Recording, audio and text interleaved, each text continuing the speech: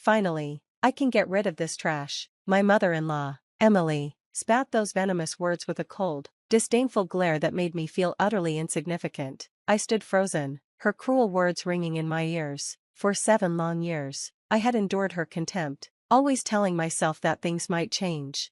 But this morning shattered that fragile hope. When I told my husband, Mark, I wanted a divorce, Emily pounced with the full force of her bitterness, unleashing a barrage of insults that laid bare her true feelings. It was painfully clear I was never part of this family in her eyes. Desperately, I turned to Mark, clinging to the faint hope that he might defend me, that he might see the hurt in my eyes and stand by me. But instead, his icy words cut deeper than Emily's. "Mom's right," he said with a shrug. "You're useless, just leave already." His gaze mirrored hers, cold, unfeeling, final. In that moment, something in me shifted, a calmness swept over me, extinguishing the fire of humiliation and despair. It was as if I was finally seeing the truth that had been hidden in plain sight. 7 years of misery, 7 years of trying to prove my worth to people who would never see it.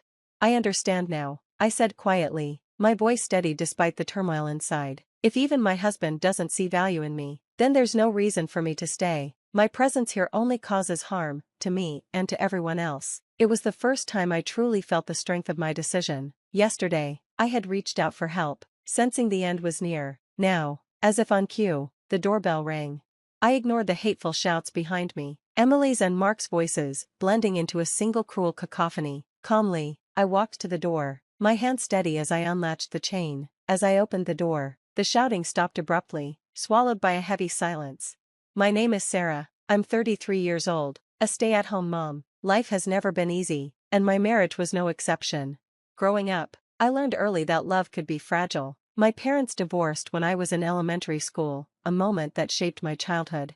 "I'm sorry, Sarah," my father had said one evening when I was just 8 years old. "From now on, your mom and I will live apart." I stared at him, confused and heartbroken.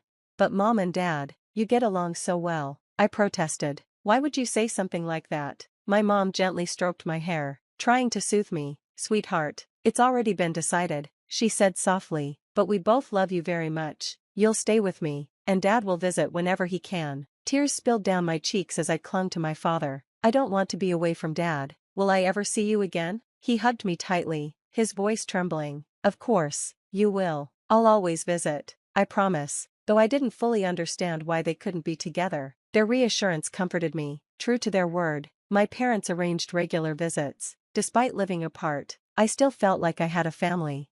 We moved into my grandparents' house, where they helped raise me while my mom worked long hours. My grandparents loved me deeply, and they tried to fill the gaps left by my parents' separation. "Your mom isn't a bad person," they would tell me. "She loves you very much." "That's right," my grandma would add, "and we'll always be here for you, sweetheart." Their love was unwavering, but it couldn't completely fill the void. I didn't have the heart to tell them how lonely I truly felt. It would have broken theirs. Years later, my father explained their divorce. "Your mom and I loved each other, Sarah," he said, "but certain circumstances made it impossible to stay together." Knowing their separation wasn't born out of hatred gave me hope. Though I carried the wounds of that time, I believed that love could still exist, even when things fell apart. After graduating college, I got a job at a large department store, following in my mother's footsteps. I thought working in the same industry might help me understand her better. Even though our relationship often felt distant, I threw myself into my career, hoping to find clarity. 3 years later, the store's owner introduced me to his son, Mark.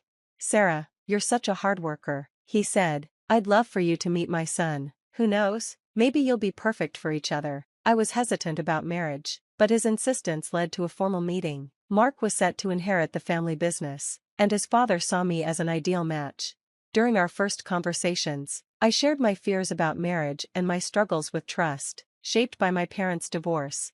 Mark listened patiently. "Your mom sounds like an amazing woman," he said. "She must love you deeply, even if it didn't always show." His understanding drew me in. "I felt lonely as a child too," he confessed. "My parents were always busy. That's why I know we can build a loving family together." His sincerity reassured me, and I let myself believe him. Before long, we were engaged. After our wedding, we moved into a beautiful home arranged by Mark's parents. I thought we were starting the perfect chapter of our lives. A year later, I found out I was pregnant. Mark and his parents were thrilled. I was overjoyed too, eager to start the family I'd always dreamed of. Looking back, that was the happiest moment in our marriage, the calm before the storm. Everything changed when we learned I was expecting a girl. I'll never forget the look on my father-in-law, David's face. When I told my father-in-law that I was expecting a girl, his face darkened, and his demeanor shifted. It was as if he saw me as a failure. "A girl? Why couldn't you have a boy to carry on the family name?" he said, his words as cold as his expression. Until that moment, my in-laws had treated me kindly, but now, their warmth vanished, replaced by disdain. "Oh, Mark, you really picked a disappointing wife, didn't you?" Emily, who had always been friendly, now mirrored her husband's contempt. I turned to Mark, hoping he would defend me. He didn't. No matter how many times I begged him to stand up to his parents' cruel comments, he ignored me. Soon, he stopped listening to me entirely. His silence gave his parents free rein to escalate their insults and mistreatment. When I mentioned my plan to return to my parents' home for the birth, they became even more aggressive. "You're part of this family now, Sarah," Emily snapped. "You don't have a home to return to, and being pregnant doesn't mean you can't do housework." At the time, my in-laws lived nearby, but they started spending more and more time at our house, treating it as if it were their own. Despite my nausea and constant fatigue, Emily insisted I continue with all the chores. "Pregnancy isn't an illness, dear," she'd say. "Housework is the duty of a wife." One day, overwhelmed and unwell, I folded the laundry imperfectly, and Emily seized the chance to criticize. "You're folding it all wrong, it'll wrinkle by the time we wear it," she snapped. Exhausted, I responded without thinking, "I'll fix it later." Emily's face turned red with anger. "How dare you talk back to me, you insolent girl?" From that point, her treatment of me grew even worse. Still, I held on. I endured her harshness and eventually gave birth to my daughter, but even then, I wasn't allowed to contact my own mother. My in-laws insisted they would take care of everything. Later, I discovered they had told my mother not to worry, assuring her they would handle everything on my behalf. Instead, I spent those early days of motherhood lonely and isolated, longing for my family's support. When I returned home from the hospital, I was met with another shock. My in-laws had moved into our house without my consent. Worse, they had taken over the nursery I had lovingly prepared for my baby, relegating my newborn and me to a small, cluttered storage room. Despite my fragile condition after giving birth, they treated me like a servant, demanding I cook and clean while they lounged. To outsiders, they painted a different picture. "Our poor daughter-in-law is still recovering," they would say. "We moved in to help her." In reality, they did nothing to help. Mark, who had taken paternity leave, spent his time out with his parents, ignoring me and our baby. He showed no interest in his daughter and acted as if neither of us mattered. On weekends, he often stayed out all night, and I began to suspect his indifference wasn't just about our family, there might be someone else. The thought of divorce crossed my mind, but I pushed it away. I didn't want my daughter to experience the same loneliness I had felt growing up. I believed if I endured the hardship, I could protect her. But I was wrong. My in-laws' obsession with appearances meant they treated me and my daughter well in front of others, creating the illusion of a perfect family. Neighbors admired them, praising how kind they were and how much my husband seemed to care for us. It was all a facade. Then, one day, Mark began pressuring me to have a second child. "We need a son to carry on the family name," he insisted. "People are starting to ask about it. We better get on it." His parents joined in, berating me. "You can't even give us a son or manage the house properly." Emily sneered. "Why did we even let you marry Mark? You're such a disappointment." Despite everything, I tried my best to care for my daughter and shield her from the toxicity around us. By the time she turned 7, my in-laws and husband had all but ignored her. She was terrified of them, shrinking in fear whenever they raised their voices. I showered her with love, hoping it would be enough. But then something happened that finally broke me. One morning, while I was in the kitchen preparing breakfast, I heard my daughter crying upstairs. Her cries were unusual. She rarely went to the second floor, where my in-laws stayed. Alarmed, I rushed upstairs. At the top of the stairs, I saw Emily towering over my daughter, her hand raised, ready to strike. "Emily," I screamed, running to my daughter and pulling her into my arms. My little girl clung to me, sobbing uncontrollably. I turned to Emily, my heart pounding with fury and fear. "What were you trying to do to my daughter?" I demanded. Emily clicked her tongue dismissively. "Nothing." Without another word, she turned and walked away as if nothing had happened. Just then, Mark stepped out of the bedroom, his face twisted with irritation. "Mark, I cried. Your mother just tried to hit our daughter, he sighed, clicking his tongue, just like his mother. What did Katie do to upset her? It's probably your fault for not raising her right. Stop bothering me with this nonsense. Without waiting for a response, he walked away, leaving me standing there with my sobbing child in my arms. We retreated to the small storage room we'd been forced to live in since her birth. I sat on the bed, stroking Katie's hair to calm her as my heart raced with anger and despair. Sweetheart, what happened? Can you tell Mommy? Through her tears, Katie explained. Emily had called her upstairs, away from me, and threatened her. When Katie hesitated, Emily used a treasured possession, a handkerchief I had embroidered with her initials, as bait.